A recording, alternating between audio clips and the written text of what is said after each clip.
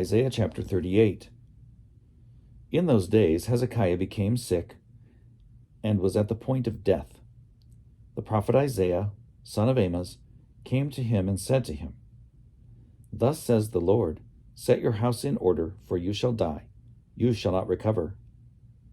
Then Hezekiah turned his face to the wall and prayed to the Lord. "Remember now, O Lord, I implore you, how I have walked before you in faithfulness with a whole heart and have done what is good in your sight." And Hezekiah wept bitterly. Then the word of the Lord came to Isaiah.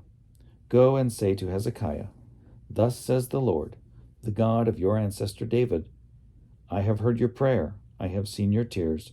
I will add 15 years to your life. I will deliver you and this city out of the hand of the king of Assyria, and defend this city. This is the sign to you from the Lord, that the Lord will do this thing that he has promised. See, I will make the shadow cast by the declining sun on the dial of Ahaz turn back 10 steps.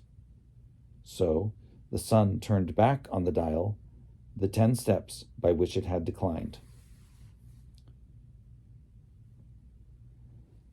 A writing of King Hezekiah of Judah after he had been sick and had recovered from his sickness.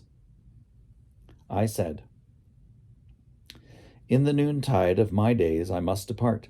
I am consigned to the gates of Sheol for the rest of my years." I said, "I shall not see the Lord in the land of the living. I shall look upon mortals no more among the inhabitants of the world. My dwelling is plucked up and removed from me, like a shepherd's tent. Like a weaver, I have rolled up my life. He cuts me off from the loom. From day to night you bring me to an end. I cry for help until morning. Like a lion, he breaks all my bones. From day to night you bring me to an end. Like a swallow or a crane, I clamor. I moan like a dove. My eyes are weary with looking upward. O Lord, I am oppressed. Be my security. But what can I say? For he has spoken to me, and he himself has done it. All my sleep has fled because of the bitterness of my soul.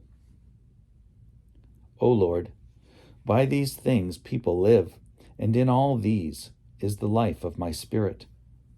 O restore me to health and make me live. Surely it was for my welfare that I had great bitterness, but you have held back my life from the pit of destruction, for you have cast all my sins behind your back. For Sheol cannot thank you, death cannot praise you. Those who go down to the pit cannot hope for your faithfulness. The living, they thank you, as I do this day. Fathers, make known to children your faithfulness. The Lord will save me, and we will sing to stringed instruments all the days of our lives at the house of the Lord.